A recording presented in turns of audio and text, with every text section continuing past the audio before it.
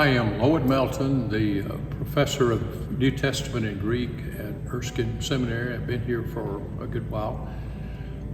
One of the topics, one of the courses that I teach, and I'll be teaching it this fall, is in the parables of Jesus. It's a course that I have worked on and taught for a number of years. The parables are probably the most well-known part of the actual teaching of Jesus. The classic definition is that a parable is an earthly story with a heavenly meaning. But that definition is quite deficient in a lot of ways. Many of the parables are not stories. Many of them are. Probably the most familiar ones to us are narratives. In the course that I teach on parables, we first of all define the meaning of the word parable.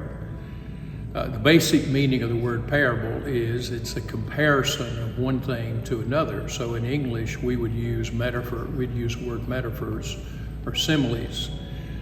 Some of the parables of Jesus are narratives. The Good Samaritan is probably one of the most familiar, or the parable in Luke 15, which is actually one of three.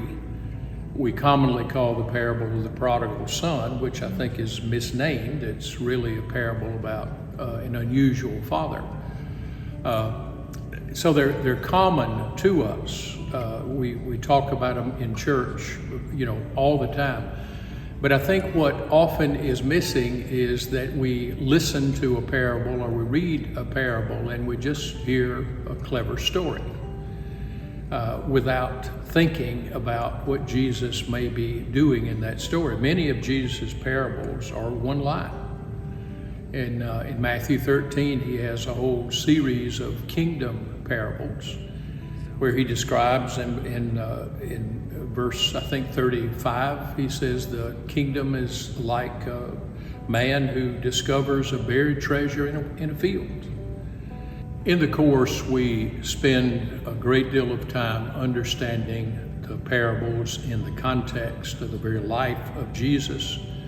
We pay attention to the context in which they appear in each of the three Gospels where we find them. But the parables continue to speak to the realities of life today, and that's why we're still fascinated by them as we study them, even though we've read them and heard them many, many times before. When I read the parable of the Good Samaritan, or when I read the parable that we commonly call the parable of the prodigal son, the story is as fresh as it was the first time I read it. The parables will always speak to the deeper and most important issues of our lives, and that's why it's important that we continue to study them.